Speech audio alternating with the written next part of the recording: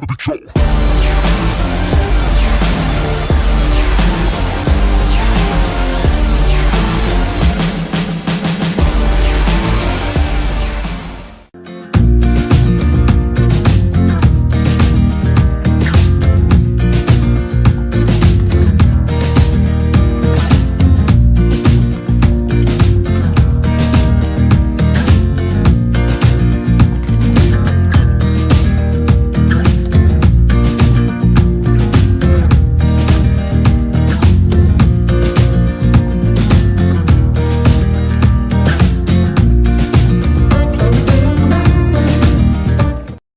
Hey, how you doing, everybody? I'm the Dr. Bob Lee from 107.5 WPLS and the Make the Grade Foundation for Education. You're watching Rude Rangers TV.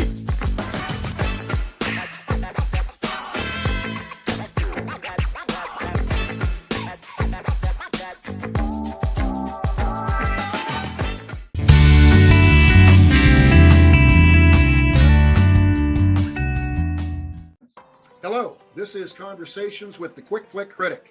I'm your host, John Smithstad. Each week, I introduce you to a wide range of remarkably creative and inherently interesting people representing a broad spectrum spanning the world of entertainment.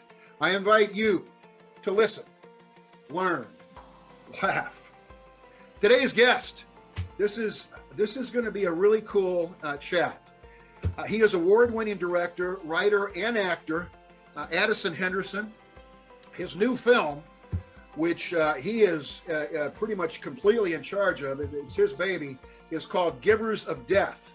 It is a dystopian view of our world. I can say I've seen it. It is it's dark stuff, but it's stuff that will get to you.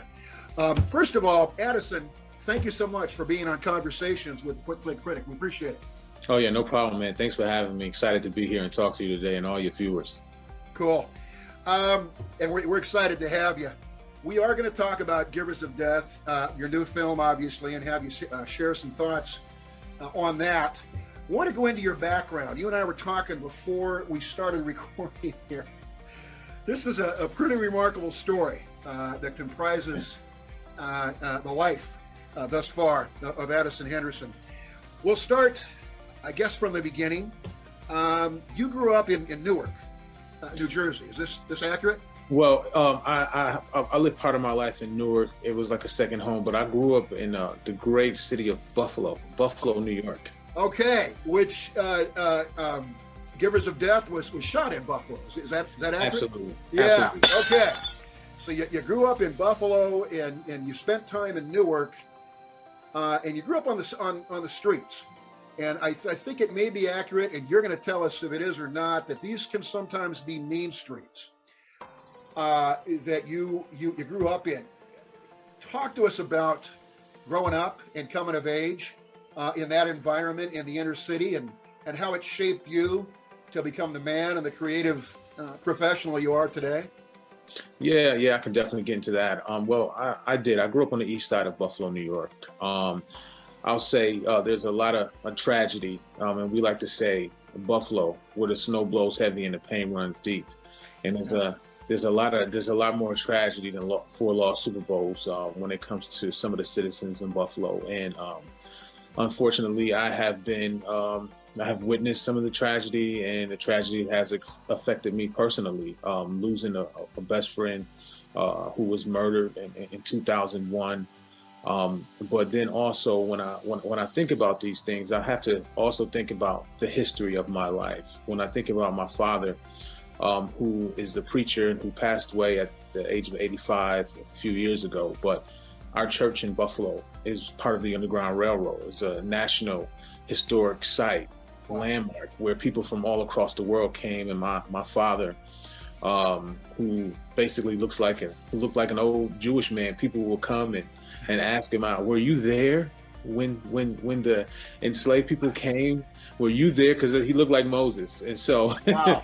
so I had a really great dichotomy in my life. Yes, the streets and all that were around me. But I also had this history that was stamped into my life through my father's work, which allowed me to see both points of view. And so, you know, growing up in the streets, and I'll give you a quick story. Growing up in the streets, my father saw that some of the influences that were there were not necessarily the greatest thing. And so what he did was, on my 12th year, before I would turn 13, he sent me to go basically live in the jungle for the summer. I was in Trinidad, and I stayed with a group of Indians there, who were my friends of my father from his missionary work. And so I spent this summer in the jungle to learn about cultures and to do things that I wasn't doing in the city. And it changed my life forever. It made me part of who I am, and it made me try to understand other people and not just have knee-jerk reactions to what people do. I try to find a reason why people do what they do, and I guess that has affected me and everything I do as an artist. Wow, that's it's interesting. It's also very impressive. That's particularly for a kid to go that far into where you went is remarkable. It's not even an appropriate word to use, Addison. That's really cool that was a part of your has been a part of your experience. You went on to college. You went on to attend Alfred State College on a football scholarship. Yes. You talk about that. What position did you play? And then also we'll pair that up with when you're in college at Alfred State. You maintained a passion for the creative arts. So you were involved in two completely different areas, really, football and the creative arts in college. Talk about that experience in your life.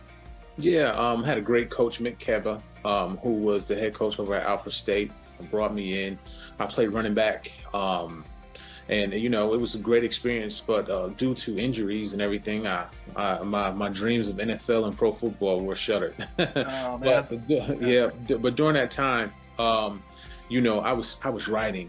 And I was dreaming and I was thinking, and you know, look, I used to ask people, I was like, man, I think when I'm done here, I'm going to go off and really try to hone my creative skills and all that. And had a lot of doubters say, oh man, what are you doing? What are you thinking? I was like, oh, and I used to have visions of myself making movies and everything and everything like that. And so, you know, I leave college, the injuries, my best friend is tragically lost.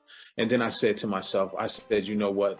Life is short. We don't know what is around the corner, so I better live it all up. So I had $130 in my pocket, had a car that I bought for nothing. And then I had family that was borderline New York City, Newark, New Jersey, basically. So I went and I couch surfed on my family's houses and apartments while I was going to acting school in New York City at HB Studios, acting and directing school. And so I said, you know what? I have to live my life to the fullest. And I said, there's no better time than now. I was young, and I was like, let's do it. Packed it up, listened to music along the way, got me through the drive. And next thing you know, I was in Newark, New Jersey, and I was in New York doing my thing. Yeah. I almost don't even know what to ask next. Wow, that's you went for it, man. Yeah, man. Your friends told you were tripping. You said, well, I might be, but I got to do it. And it's working out pretty well for you, I would say, Addison. You worked along the way. You've come across some really special and remarkable people. You interned with Eric Lasalle, Humble Journey Films. People may know Eric Lasalle from a bunch of things, most notably notably ER on television with George Clooney and that group. And you expanded your creativity as an artist. What was that like working with the Humble Journey Films group? And tell us about working with Eric Lasalle as well, Addison. If you yeah, I'm still in touch with Eric Lasalle today. He's a friend of the family. You know, just really got to know him and see his work ethic and the people that were working with him. And what I would do is I would go in and I would read a script and I would give script coverage on the script. And I would sit around with them as they talked about the coverage, but then also other employees would give coverage and they would talk about incoming projects or movies that were just released. And things of that nature. And so I really got to see how a film company is ran from somebody that is very successful. And at that time, Eric Lasalle had signed a big deal for he had did a big deal for ER and got paid a lot of money. And then he was like, all right, I'm gonna go off and do other things that I'm passionate about. And so Humble Journey Film was one of his things. And, you know, he had a deal with a studio, and I was able to go in there and learn. And it really helped me on the business side to understand what it takes to run a film company, what it takes to have continued success and longevity in this business. Yeah, and it's really cool when people who quote unquote made it give back, understand that they were where other people were trying to make it once, and it matters to them. Yeah, absolutely. To be a partner in helping them be the best they can be. You want to made a documentary. It's an award-winning doc called The Forgotten City, which is described as the product of all the stories and images you absorbed while growing up in the inner city. What was the inspiration? Obviously, the inspiration was your background, but how did you decide? I'd like to document my experience in this project of mine, The Forgotten City. You know, growing up in a place like Buffalo, which a city that I love, during the winter months it gets really cold, and sometimes you're holding the house, and you know it's a strange thing to grow up in that cold. It can really get your creative juices going if you're willing to go there, right? Yeah. But you know, growing up in inner city, you saw, especially in Buffalo during that time, there was a stark difference between the haves and the have-nots. And we really wanted to delve into that. What is the mind state behind everything that's going on? Why are people doing the things that they do? And me and my co-producer, Corey Green, we said, you know, we have to talk about the story of our childhood, which Corey Green, his childhood friend was actually the killer of my best friend, the one that was murdered. And so we came together, and you talk about giving back. Not only did we want to make a movie, we wanted to show people that there's hope out there, that people that have differences can come together and to do something to inspire a city. And so we did that movie, and it ended up turning out really well. We had no budget. I cut together a trailer, and I came back home from LA, and I was working on this film. I was staying with my parents in this little room, and I had a computer, and I cut together a trailer. The next thing you know, the whole city of Buffalo was behind us. We raised about $60,000. We were able to finish our movie, go on and win some awards. But not only that, we really started a film movement in our city. And now Buffalo was a burgeoning, place on the East Coast where you can go and film. And so for us, that was a part of it, showing hope that people can come together. And I tell you, when we had events around the Forgotten City, there was no violence. There was nothing like that. People from different cultures, races, all came together to show love for what we have done, and to also, you know, pay their respects to some filmmakers that really wanted to put Buffalo on the map. Addison, it can happen. You know, yeah. It's not Pollyanna, not utopia. It can happen, and you spoke to it and lived it and are living it right there. Something a little more fun in terms of the nature of it. The Pro Hollywood Boot Camp. Yeah. Now this is tremendously interesting. It brought pro football players together to learn the trade, and it's actually very cool. Learn the trade of filmmaking and complete a short film in 48 hours. Wow! Talk about that experience, if you would, and talk about some of the guys, some of the pro football players that were involved. Oh man, it was great. It was just awesome. You know, Jeff Friday. It was his idea. He brought me on to basically help put the crews together, run the production of it. And basically these football players, because, you know, they're entertainment, right? And so the NFLPA, they wanted to put something together for these guys. Like, what can you do outside of football? When it's all over, what are you going to do? And a lot of guys, you know, as an athlete, as a rich athlete, you know, they want to go to Hollywood, which is understandable. They want to make movies and tell their stories, because obviously sports, you know, you look at the show Ballers and all the other, you know, Any Given Sunday, you know, I was working with players like Calais Campbell, you know, Shaun Alexander was there for 1 year. You know what I mean? All these great players, and a couple of them are still playing to this day. you know, and they would come together and I would, you know, coach them and help them, you know, learn the industry and also learn the language of a film set. How do you do this? And there were other great directors and mentors that would come on that would shepherd them through the creative process. And, you know, it was a 48-hour boot camp, you know, similar to the 48-hour film festival that goes on all across the country. Yeah. But the thing is, though, these athletes are very focused, right? To get to the NFL, you have to be a focused individual. You have to be on your game. And so for those few days that they were with us at the Universal lot one year, I remember, and I can't remember the other lot we were on, but I know Universal, they came together and they worked hard, wrote scripts, and at the end they put together a movie, and it was quite impressive.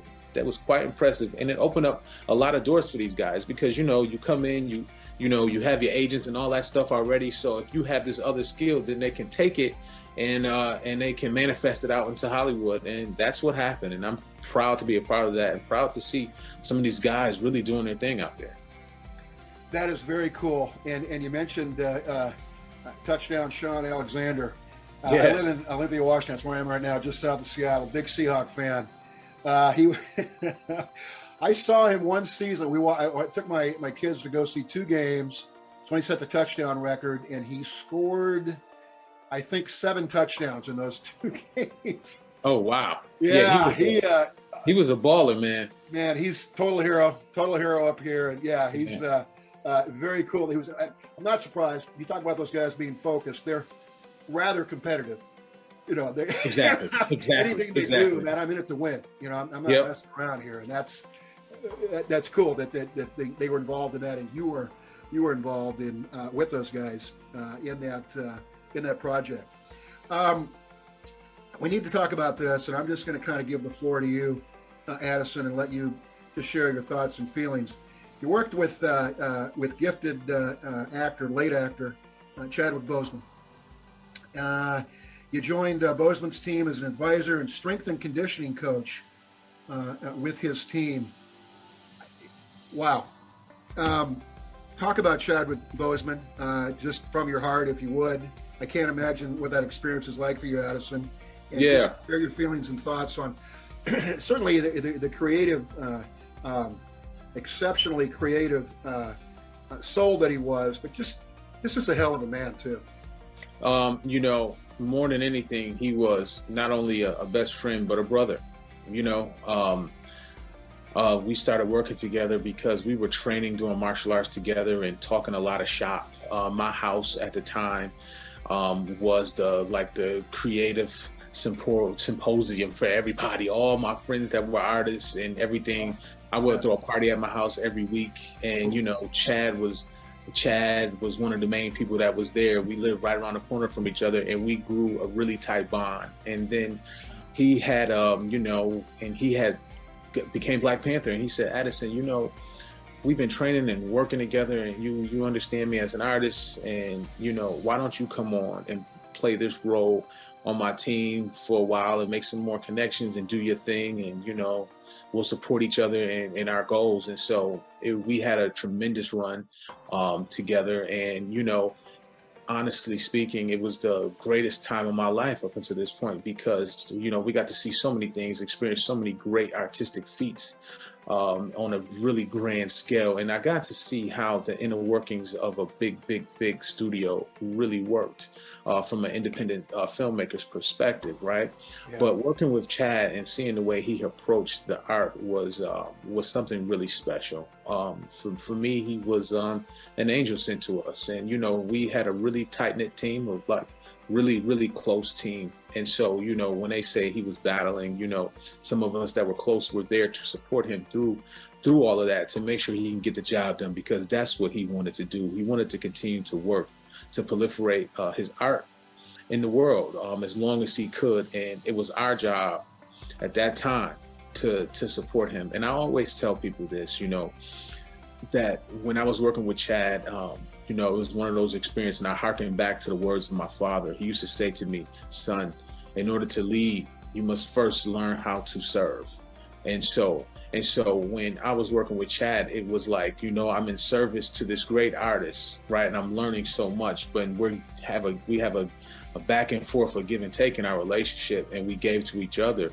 You know, when Chad was battling, you know, his sickness, and I was on the set of Givers of Death and everything, before he went to go shoot Five Bloods, he had just done some reshoots for 21 Bridges. And I know he was sick. You know, he came to Buffalo for days just to sit with me and to watch and to help as much as possible while I was filming Givers of Death. You know, and for a friend, a brother, to be battling that, to then come and to sit and to just be there, to be a good friend and be a support agent, was truly remarkable. And you know, as somebody that was really connected to him, you wonder, you know, why sometimes life seems unfair. And I'll tell you, I was going through the Holland Tunnel when I saw the new trailer for Black Panther, and it shook me to tears, you know. And you know, and I just thank the universe and whoever's watching, the grand creator, whoever it is, for you know, allowing you know, me to have such a journey on my own, but then to have those 7 years that we were together, you know, working together, be so remarkable. And I'm truly thankful to have been a part of such an amazing life during that time. Well, that's echoed by people who knew him and worked with him and were his friends and obviously his family. We lost Chadwick Boseman at 43. Good gosh almighty, but clearly his spirit lives on in you, Addison. I think that's fair to say. Absolutely. You know, I think that, you know, I was just telling Chad's producing partner the other day, and also one of my best friends ever, Logan Coles, I was saying, like, now everything that I do in terms of artistic wise, I think about Chad and the decisions I make, and how he would make decisions and how he would go about doing things to get to what would seem like a right decision. And so I think about that now in everything that I do. And you know, and his life lives within me and his family, you know, his wife, Logan, all of us. And he just put a light in us, man. And that's just what it is. Wow. That's really moving and very, very special. Obviously, is the word that comes to mind. Thanks for sharing that, Addison. Yeah. Very much. We need to talk about your new film, your new project, and that is Givers of Death. The acronym is GOD. I've seen the film. It is definitely a dystopian vision that you have here of the world, based in Buffalo, as we talked about, shot in Buffalo. What was the inspiration for the film? Now, again, you are the writer, the director, and the star of the movie. This is your baby. Where did that idea come from for the movie, and how did it kind of trace us along the path of how it came to be, you know, a film that's now available for us to see as an audience? Yeah, well, I'll tell you, I was going through a hard run in life at that time emotionally. I was going through a divorce. You know, my dad was sick. You know, Chad was sick, and I was in a mental wasteland. Good gosh, man. And so I was sitting, and I was like, well, I know I'm going to go off and do a movie. And I started thinking about what it would be, and I said, well, what if there was I remember I was sitting with Chad, and we were watching Jaws in the park, and then we went to go grab go to a local bar, and I said, man, I had this idea, and I said, what if there was a virus that came and it was wiping out people, and it was so bad that people called it basically a basic hitman to come and to end it for them. Yeah. And he was like, whoa, that's interesting, but how does this happen? How do you do that? And I said, I don't know, I still got to figure it out. And so while we were working on 21 Bridges, I started developing an idea even more. And I'd be sitting on set just writing and typing and bop, bop, bop, bop, bop, bop, bop. And next thing you know, by the end of the shoot, I had a script. Wow. Went for the holidays and said, all right, it's time for me to shoot. Time for me to shoot this movie, this seemingly dark movie, but this is a guy searching for some redemption, some hope to get back to his family, who was on the other side. And there was something called a wind phone. There was a tsunami in Japan, and on a hill on this guy's property, there was a phone booth. And I saw this on This American Life. I listened to this podcast and I said, okay, this is so interesting. And it's what our character is going through. We need to add this into the movie to help with the science fiction aspect of it. And I said, all right. And I'm writing and I'm getting all these great notes from people, great ideas are coming to my mind. And after the holiday, I go to Buffalo and I say, all right, let's location scout. No money, no nothing at that time. And then next thing you know, a couple of Hollywood producers called me and said, Addison, hey, you making a movie? I said, yeah, I'm making a movie. How much money you need? I said, all of it. I need all the money to make this movie. I don't have any money yet, but we're going to make the movie come hella high water. Yeah. And so they read the script, got my first check within a few days. Then, wow. And then Joe Wilson, who's the showrunner of Equalizer, who's a friend of my friend of mine, he said, hey, send me the script. I'm going to send it to Lagra Lane, who is a part of an executive produced group. They won an Oscar for a documentary they did about, I forget the name of it, about the Russian doping scandal. That's on Netflix now. Yeah. They read the script and they were like, oh, okay, we're all in. Let's give them the money. And next thing you know, I'm in production. Film, we make the film, and they believed in my vision and what I was going to do with the money. And I take great pride in, even though we're not talking about like some huge budget movie, but I take great pride in people giving me this money to make the movie and doing a great job. And so we went, and my team knew, and I told them, I said, listen, guys, for this period of time, this is our White House, right? This is our White House. We have the keys to the nuclear code. We have to control this country. And I said, we have to do what's best for this project. So take pride every day in what we're doing. Even though we don't have like a ton of money, we're not, but we're going to do it to a high level. And by golly, the guys came together, the team came together, and we did something pretty cool. We won an award, Best Screenplay. I was nominated for a few different other awards at the American Black Film Festival, a prestigious festival. And so, we did something pretty good, man. And, we're happy. We're excited for it to be seen by the country, man. Yeah. This is going to be a tough question to answer, Addison, and I understand that. But your performance was really first rate in the film. And you also wrote it and directed it. If you had to choose one, it might be hard, because you're a guy who's so creative that you want to just be involved in every aspect of the project. Would you want to create, be a writer and direct what's going on in the film, or act? What's your personal high there? Okay, so I'll tell you a quick little story, real quick. Just take 2 seconds. I was at dinner. Floor's yours. I was at dinner with the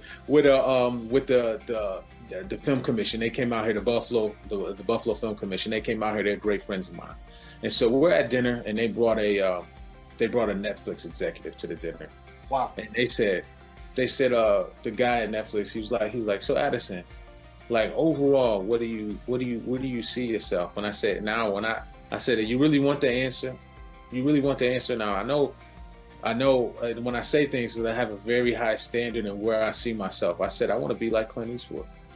I said, I want to be Clint Eastwood. I said, that's what I. Why not, man? I said, that's where my dreams align. That. And so when you talk about what do I want to do, I want to do what he does. I want to direct and act in my movies continuously until I'm old, and that's where it is. And I can't really choose. If I had to choose to leave out one, it would probably be the writing. So it'd be like the directing and acting in it, and and doing that. But I wrote my next film already, so I guess I'm going to be doing all of that. As my dad would say, it's in you. Yep. Most of us don't have what you have, and you seem like a humble individual as well. But you have a gift that most of us just frankly don't have, and you're making the most of it all across the board, all across the spectrum. That's very cool. Where can people see? Now we're recording this interview in July. I think next month, Givers of Death becomes available to watch widely. Is it the normal platforms that they can go to and scope the movie out? Kind of give us an idea of where we can. Yeah, so Givers of Death will be released in select theaters across the country on August 5th. Buffalo, Chicago, Detroit. We'll be doing something in LA too. Wow. So it'll be available August 5th, as well as on demand, Apple, Amazon, all those streaming sites where you can purchase a movie. It'll be there day and date. So we're excited to get it out, and we're going to have some great Q&As and events surrounding the film, so people can just see my face and get to know me a little bit. So when they see me again, they'll be like, "Oh, that's that guy from that other movie about the virus. Oh, we need to check him out." And so, that's what you want. Yep, exactly. So we're excited that everybody's going to be able to catch this movie on August 5th and enjoy it and take something from it. A lot went into it, a lot of thought, a lot of things. So we're happy to get it out finally. Cool. Folks, go to your favorite stream platform, search Givers of Death, GOD is the acronym, Addison, Henderson, and you will be able to watch the film. And by the time this interview airs, it's available. If you haven't already seen it, check it out. Want to help promote another project you got coming up, and this is a web series. It's described as a mind-bending web series, Mind Shadows. The show invented from Henderson's years of watching The Twilight Zone. This is interesting. I want you to talk about that as your inspiration. We know that Jordan Peele tried a reboot of the Twilight Zone on network television. It didn't go, and there are probably a lot of reasons for that. You know specifically more than we do about what goes on behind the scenes. What is your series Mind Shadows, and how is it kind of an homage to Rod Serling and The Twilight Zone? Well, John, I'll tell you, Mind Shadows is something that came birthed through me, because obviously we all love The Twilight Zone, most of us, and I like telling interesting stories that are one-offs, so not to get stuck into a repetition type of a thing. And that's something that I birthed a while ago. But John, what I'm going to talk about really quick is something that is coming next, and that's in the spring. That is Blythe. It's a psychological thriller, and it's basically I can't really tell you exactly what it's about. I got to keep it under wraps. But it's basically it's made in the mold of Alfred Hitchcockian type of a thing. There you go. That's what we're shooting in the spring, and it's called Blythe. And I feel in my heart of hearts that this is going to be a massive, massive hit, and it's going to really explode across the country and hopefully the world. And so right now we're in the preparatory stages of getting that going for springtime again in Buffalo, New York, because I shoot all my movies in Buffalo, because not only do I love my city, but I work with a lot of youth. I work with a lot of schools there to give people opportunities that may not have them. Awesome. So the name of that is Blythe. Mind Shadows will come along maybe a few years down the road, but this next feature film, Blythe, is going to be something magical. And it's birthed through my years of living in Buffalo and all my experiences that I've had, some supernatural, and I put it all into. Okay. Well, cool. I'm glad you got that out, man. This wasn't in my notes in the bio. We definitely need to be promoting that. What's the title of the project again? It's called Blythe. How do you spell that? Blythe. Okay, got it, man. Mm-hmm. Well, look for that, folks. Hopefully soon, coming from Addison Henderson and his creative juices and creative team. Boy, I tell you, I've really appreciated this conversation with you, Addison. You're a fascinating guy. Obviously, you've got a lot going on. in your life, a lot going on creatively, but there's, Addison, I quote my dad a lot because he's awesome. But he would say, there's more going on with this guy, Addison Henderson, than making movies. And I mean that. He would mean, my dad doesn't say much, maybe like your dad, but he would mean that as a compliment. Oh man, that's awesome. Yeah. Thank you. I appreciate that. Absolutely. And I mean it. Not that making movies aren't important, but you see other things. Absolutely. Yeah, that are quite frankly, for the human condition, more important. Again, the movie that will be out when this interview airs, live streams, is called Givers of Death. Again, GOD is the acronym. Addison Henderson, who we've been talking with here for the past several moments, is the writer, director, and is the star of the film. Again, Givers of Death is the film. You'll be able to find it on any live stream platform and watch the movie. Addison, thanks so much for being with us here on Conversations with the Quick Flick Critic. It's been fun, and frankly, it's been an honor. Oh man, thank you for having me. So important for us to talk and get the word out, and also just share our thoughts and a little bit of each of our backgrounds. I learned quotes from your dad, something that'll stick with me too. And so, thanks for having me. Absolutely, it's been a pleasure. So that'll do it for this installment, this episode of Conversations with the Quick Flick Critic. I am your host, John Smithstad. The show live streams every Tuesday at 7:30 p.m. Eastern Standard Time, only on Rude Rangers TV. And Addison and I were talking about platforms, live stream platforms. You can download the app, the Rude Rangers Unite app, on pretty much any platform that you're on. All the popular ones: Roku, Amazon Fire TV, Google Play. Again, the app is Rude Rangers Unite. And you can watch a live stream of Conversations with a Quick Flick Critic, including this interview with Addison Henderson there. I want to thank my good friend Bruce Threlkeld, musician extraordinaire. He does the music that you hear coming into the show and coming out. Bruce has his own YouTube channel. It's called The Gig Farmer. Go there and check him out. Again, that's Bruce Threlkeld, my great friend and an exceptional musician. So until next time, I wish nothing but good things for all of you. And of course, listen, learn, laugh. Goodbye, everybody. Thanks again for watching the show. Now don't go away. I personally invite you to my YouTube channel for the after show. Head on over to the YouTube webpage and search for the Quick Flick Critic. Click on the first choice on the page and you'll find the after show for this episode. As always, thanks so much for watching Conversations with the Quick Flick Critic. Now head on over to YouTube for the after show, everybody. I'll meet you there.